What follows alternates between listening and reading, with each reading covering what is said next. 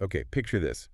You've just landed in Bangkok. Mm, It's amazing. It's vibrant, maybe a little chaotic. You're surrounded by moving boxes. You're jet lagged. And the biggest thing on your mind is childcare. right. Reliable, trustworthy childcare where they actually speak English. It's a huge hurdle. Exactly. You start searching online and bam, information overload. It's stressful. What you really need is someone to just tell you, okay, here's how to find someone safe quickly. Well, that's pretty much what we've aimed to do here. We've gone through the sources, looked at the platforms, the agencies, safety stuff, hiring protocols, everything specific to finding English-speaking nannies and babysitters right here in Bangkok. So a shortcut. Basically, yeah. The goal is to give you a clear path to making a good, safe hire without drowning in options. Okay, let's dive in then. So the sources point to like two main ways people go about finding someone. That's right. First up, you've got the online platforms. Think websites or apps where caregivers list their profiles. The convenient route. Totally. Super convenient. You can browse loads of candidates, filter by language, English, obviously, and often see reviews right there. Fanbear is one that pops up a lot for expats. Lots of choice. But convenience isn't everything when it's about your kids, right? Yeah. Is there like a trust gap with just browsing online profiles? That's the concern many parents have, yeah. Which leads to the second main avenue, nanny agencies. Okay, the middleman. Exactly. Agencies cost more. There's usually a fee involved, no doubt. But what you're paying for is their service in screening people before you even see a profile. So I do the legwork. A lot of it. Reference checks, verifying qualifications, often background checks too. It's an added layer of security. You know, services like Kidu, they specialize in this for the expat market. That vetting is sort of their main selling point. So whether it's online or through an agency, this idea of a verified profile keeps coming up. What does that actually mean for parents looking at these? It's basically a signal that someone's done some checking. On a platform, it might just mean they've confirmed an ID or maybe looked at an education certificate. Simple stuff. Okay. With an agency, verified usually means something much deeper. They've likely spoken to previous employers, confirmed qualifications more thoroughly. It suggests the caregiver is, more serious and professional about their work. It's a baseline check. Got it. So baseline check done. Yeah. But families moving here often need more than just supervision, right? They need specific skills, especially if the kids are, say, school-aged. Absolutely. Beyond just speaking English, you need to think about what else you need, like tutoring help. Can they assist with homework from an international school? Maybe practice English or even some basic Thai. That's a specific skill to filter for. Makes sense. And safety stuff. Oh, definitely. First aid or CPR certification. Honestly, the sources really stress this. It should almost be a non-negotiable. It's just a sensible precaution. Yeah, totally.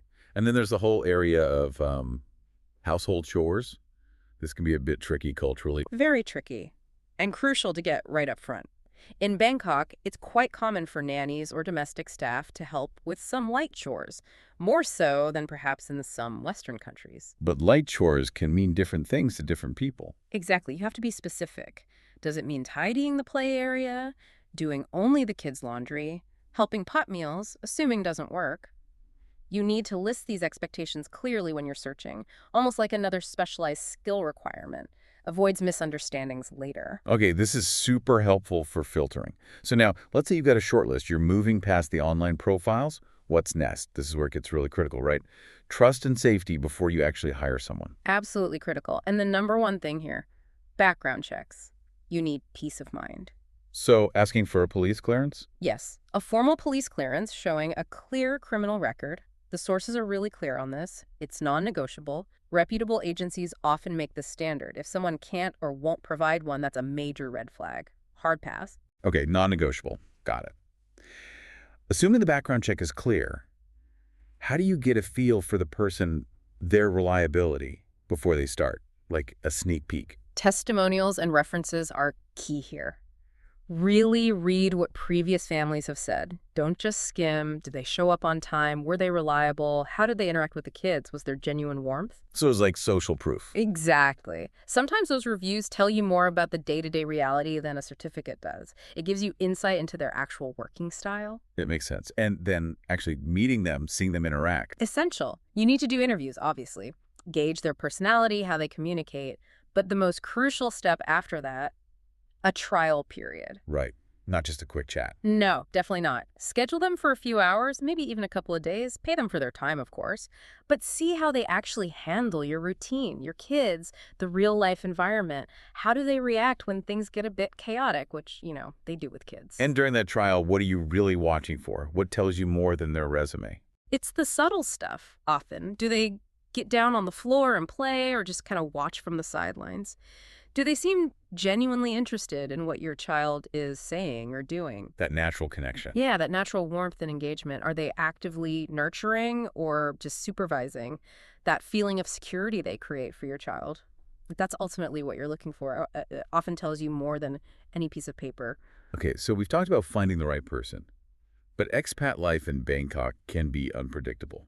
Are families just locked into finding like a full-time 9 to 5 nanny? No, not at all. The market seems pretty flexible, actually, catering to those expat needs. Like last-minute stuff? Yeah, exactly. Need someone because a meeting ran late or something unexpected came up.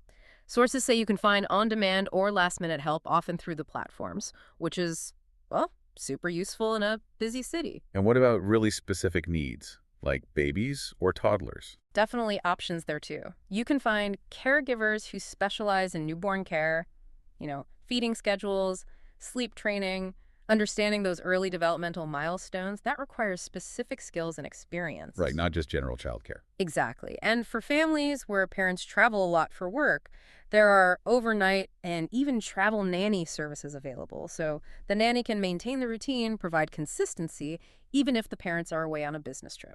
That sounds like a lifesaver for some families. Okay, so let's fast forward. You've done the checks, the trial went well, you feel good about the person. What are the final practical steps to nail down before they officially start? Right, you found the right person. Now make it official and professional. The absolute key here is a clear service agreement or contract. Don't skip the paperwork. Please don't skip the paperwork. It protects everyone, you and the nanny. It needs to spell everything out clearly. Like what specifically? Duties be very specific, like we talked about with chores. Working hours, start time, end time, pay rate, how much, how often, holiday entitlement.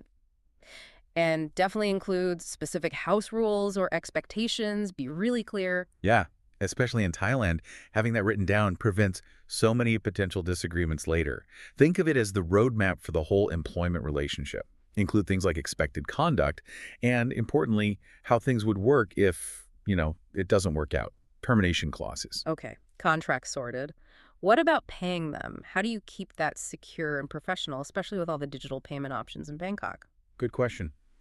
If you're using an agency like Kidu, they often handle payments through their system, like secure online transfers. That's great because it provides a clear record. A paper trail, essentially. Exactly. If you end up paying directly, maybe using local apps like Prompt Pay or bank transfers, just make sure you keep your own clear records, a digital log of every payment. It just keeps things professional and documented, avoiding any he said, she said about payments later. Okay, so wrapping this all up, finding that great English-speaking nanny in Bangkok isn't just about luck or endless scrolling. Not at all. It's about being strategic. Right. Use the established channels, like Kidu or Fambear. Leverage those verified profiles. Be really specific about the skills you need beyond just language. Like tutoring or first aid. And then lock it all down with a proper contract that covers everything, including those cultural nuances around chores and expectations. Absolutely. And when you boil it all down, every check, every reference call, every clause in that contract, it's all working towards one thing. Yeah. Ensuring your child is safe, secure, and genuinely cared for. The best person won't just supervise. They'll connect with your child, nurture them, make them feel loved and secure, especially when you're navigating a new life far from home. That feeling of security for your child, that's the real measure of success here. That's a great way to put it. So if you're listening and you're ready to start that search, whether it's in Bangkok or maybe somewhere else, you need tailored help. You can get started right now. Just head over to moveinstay.com/.